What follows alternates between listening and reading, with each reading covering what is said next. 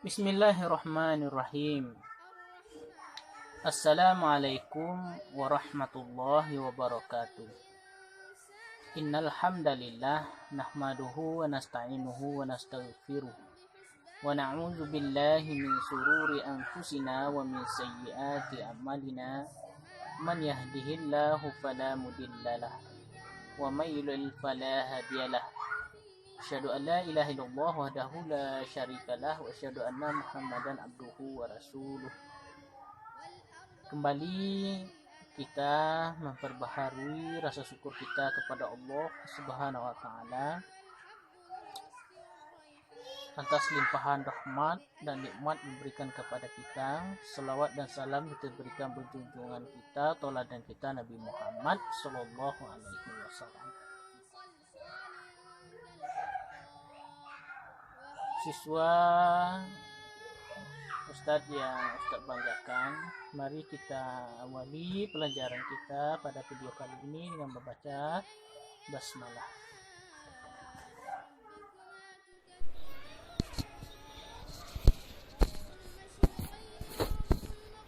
Baik, siswa kelas 8 SMP yang dibanggakan, kembali kita melanjutkan materi kita, materi IPS, ilmu pengetahuan sosial, yang mana pada video sebelumnya kita sudah membahas tentang bagaimana latar belakang kedatangan bangsa Eropa ke Indonesia. Kemudian pada video kali ini kita akan membahas tentang kondisi masyarakat Indonesia pada masa penjajahan.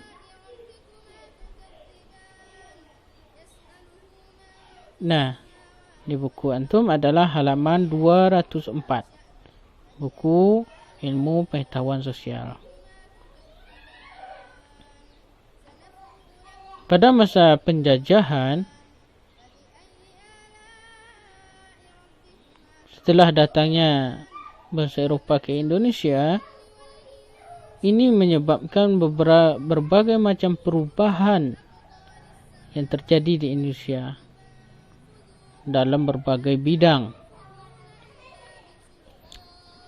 Ada berbagai macam kebijakan yang dilakukan oleh para penjajah yang merugikan bangsa Indonesia, sehingga menyebabkan bangsa Indonesia melakukan perlawanan. Yang pertama ada kebijakan monopoli dalam perdagangan. Monopoli dalam perdagangan.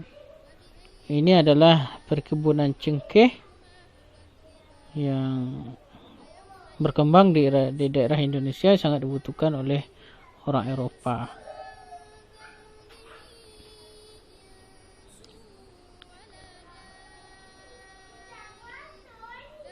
Nah, pada awal kedatangan bangsa Eropa ke Indonesia, ini mula-mulanya diterima baik oleh rakyat Indonesia.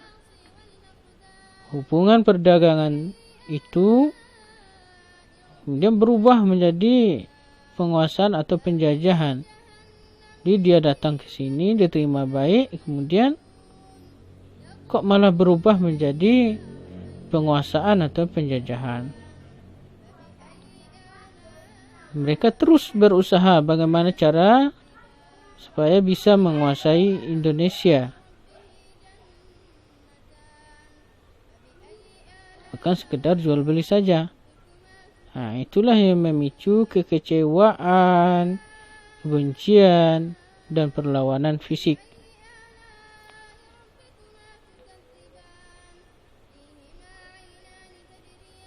Ya, ada namanya VOC. Ini Persatuan Dagang Orang Belanda. Ini mereka meminta hak-hak istimewa dagang.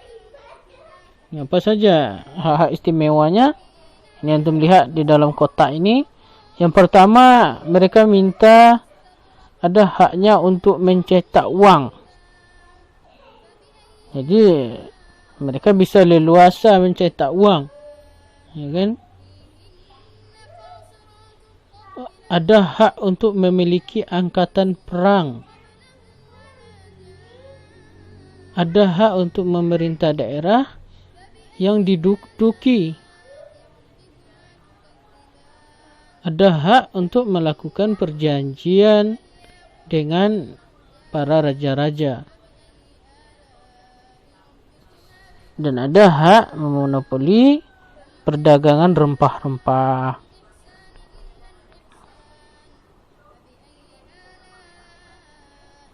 Sehingga dengan hak ini dia tidak hanya menguasai perdagangan, VOC juga menguasai politik dan pemerintahan. Ya. Antum tahu apa itu monopoli? Jadi ada kebijakan mereka memonopoli perdagangan rempah-rempah. Tadi dicontohkan ada cengkeh, kopi, teh, pala dan lain-lain yang sangat dibutuhkan di daerah mereka. Monopoli ini sangat menguntungkan. Ya, karena monopoli ini itu dapat menentukan harga beli dan harga jualnya berapa. Ini adalah monopoli. Oke, contohnya pada saat melakukan monopoli rempah-rempah di Indonesia, VOC membuat perjanjian dengan kerajaan-kerajaan di Indonesia. Isinya setiap kerajaan hanya mengizinkan rakyat menjual hasil bumi kepada VOC. Karena produsen sudah dikuasai VOC, maka pada saat rempah-rempah dijual, harganya sangat turun. Sebaliknya VOC menjualnya kembali ke Eropa dengan harga yang sangat tinggi. Nah, itu monopoli perdagangan.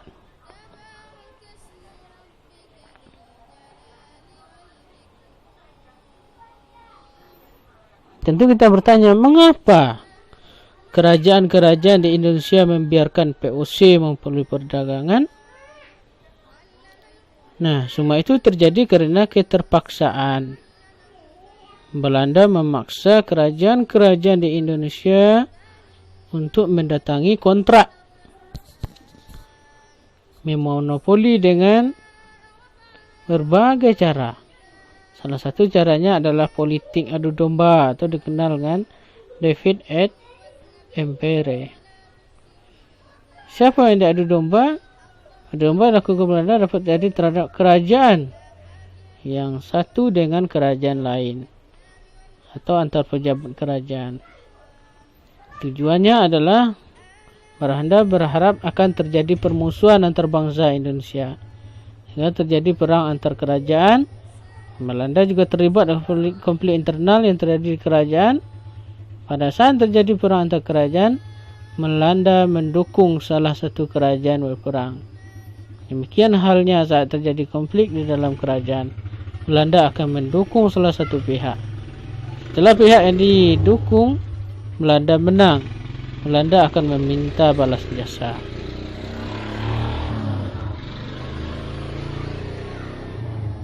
Ini ya, di dalam kotak ini dijelaskan monopoli adalah salah satu bentuk perdagangan dapat merugikan orang lain. Ya, apabila kalian menjadi pedagang, jadilah pedagang yang adil, tidak mementingkan keuntungan sendiri. Lakukan perdagangan dengan penuh toleransi, bersaing secara sehat, dan saling mengasihi. Monopoli dapat dilakukan dalam hal-hal tertentu oleh negara. Contohnya produksi semen dan minyak bumi. Monopoli oleh pemerintah demi kemakmuran seluruh rakyat Indonesia.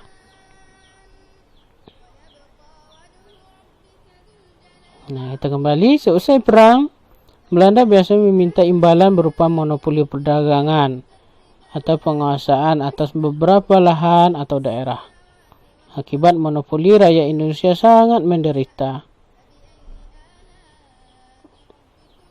Untuk meluaskan kekuasaan, POC juga mempersiapkan penguasaan dengan cara perang berupa gubernur jenderal seperti Antonia van Dismont pada 1635 sampai 1645, Johan Matsuyeger 1653 sampai 1678, Rycroft van Gons 1678 sampai 1681, Cornelis Janszoon Spilman 1681 sampai 1684.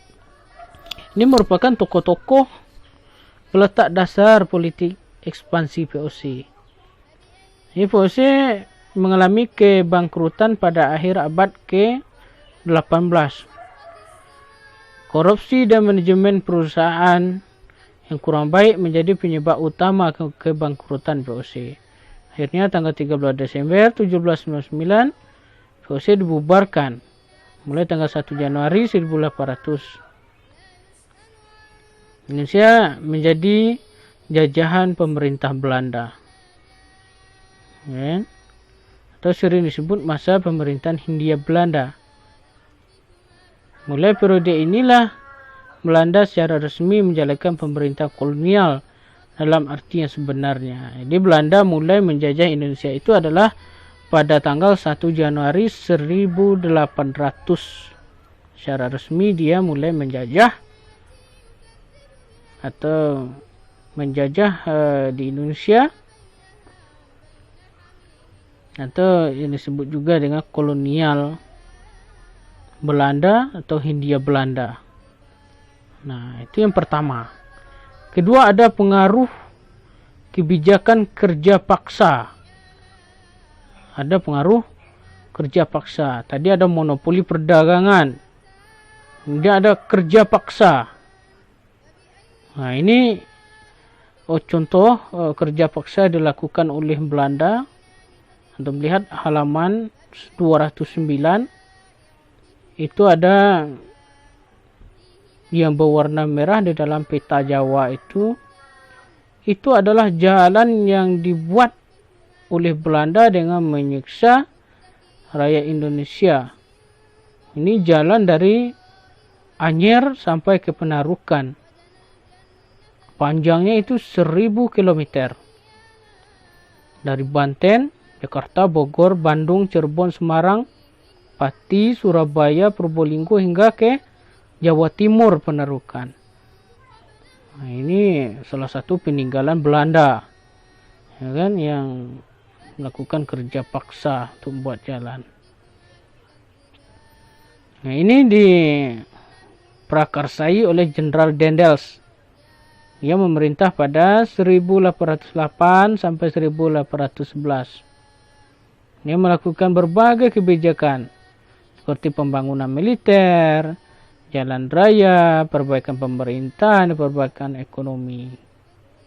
Nah, salah satu kebijakan terkenal dan buktinya pada sesi sampai sekarang adalah gambar yang di atas tadi.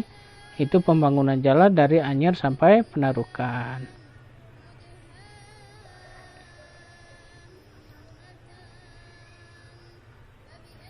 Nah, jadi dia memperkasai, dan yang menjalankan kebijakan ini adalah pemerintah Republik Batak di bawah Gubernur Jenderal Herman William Daendels.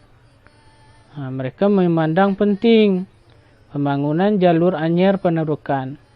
Selain untuk kepentingan pertahanan dan militer, jalur tersebut juga merupakan penghubung kota-kota penting di Pulau Jawa. Mereka penghasil berbagai tanaman ekspor. Dengan dibangunnya jalan tersebut, proses distribusi barang dan jasa untuk kepentingan kolonial makin cepat dan efisien. Nah, pembangunan jalan ini dilakukan oleh tenaga manusia. Tidak ada mesin, antum bayangkan ada mesin yang membantu, nggak ada. Ini ya oleh tenaga manusia. Jadi puluhan ribu penduduk itu dikerahkan untuk membangun jalan ini. Ada bukit-bukit ditembus, gitu kan? Ada bukit-bukit digali. Sangat menderita sekali kerja paksa. Dan tidak hanya ada di Jawa, ini ada beberapa daerah. Nah, itu saja untuk pembahasan kita pada video kali ini. Ya. Kita akan sambung di video berikutnya. Jadi kondisi masyarakat pada masa penjajahan, nah itu berbagai banyak kebijakan. Pertama tadi ada monopoli oleh VOC, juga ada kerja paksa yang diperkasai oleh Jenderal Dendels. Ya, itu ya. Jadi tetap jaga kesehatan di rumah dan tetap belajar baca buku di rumah. Ya. Tugasnya adalah silakan buat kesimpulan dari pembahasan kita dari video ini, ditulis dalam buku catatan dan dikirimkan ke grup IPS kita kelas 8.